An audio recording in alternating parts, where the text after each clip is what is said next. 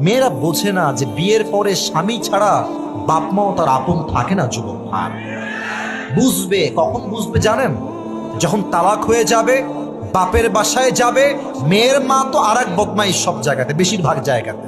মাফ করবেন, মাফ করবেন, সব মেয়ের মা বদমাইশ না, তবে 80% সংসারে ডিভোর্স হয়ে যায় শাশুড়ি কুটনামির জন্য। যুবক ভাড়া আমার, শাশুড়ি বলে এই চলে আয়, তোর জন্য আমি ছেলে এনে দিব, ভালো ছেলে পাবি।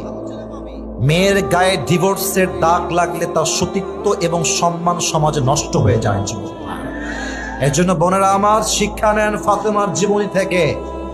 হাজার ঝগড়া হবে, হাজার মারামারি হবে, স্বামী হাজার গালি দিবে, তবুও স্বামী আপনার আপন, দুনিয়ার কেউ আপনার আপন নয় যুবক ভাড়া, ঠিক কিনা বলে?